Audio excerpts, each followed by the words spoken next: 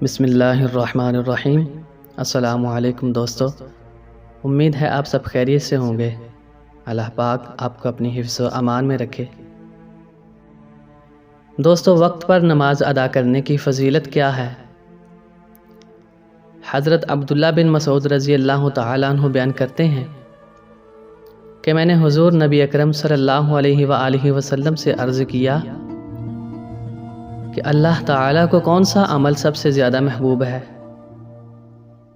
تو حضور اکرم صلی اللہ علیہ وآلہ وسلم نے فرمایا، الصلاۃ لوقتہا، نماز کو اس کے مقررہ وقت پر پڑھنا۔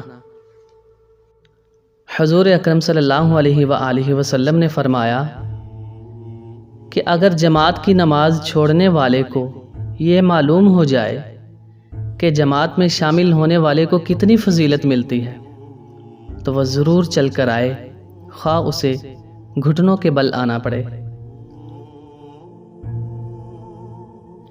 حضرت انس بن مالک رضی اللہ تعالی عنہ فرماتے ہیں کہ رسول اللہ صلی اللہ علیہ وآلہ وسلم نے ارشاد فرمایا، جو شخص فجر کی نماز جماعت سے پڑھتا ہے پھر آفتاب نکلنے تک اللہ تعالیٰ کے ذکر میں مشغول رہتا ہے، پھر 2 نفل پڑھتا ہے تو اسے حج اور عمرہ کا ثواب ملتا ہے۔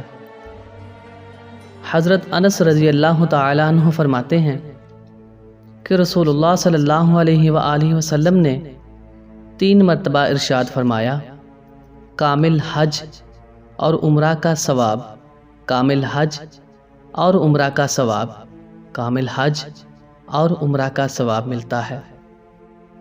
ایک جگہ رسول اللہ صلی اللہ علیہ وآلہ وسلم نے ارشاد فرمایا، جو شخص گھٹنوں کے بل چل کر عشاء اور فجر کی نماز با جماعت ادا کر سکتا ہو تو اسے ایسا ضرور کرنا چاہیے۔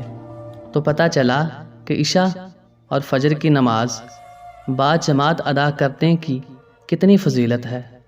سبحان اللہ۔ ہم نماز نہیں پڑھا کرتے تھے۔ جب اہل جنت اہل جہنم سے پوچھیں گے، ما سلککم فی سقر، تمہیں کس چیز نے دوزخ میں داخل کیا؟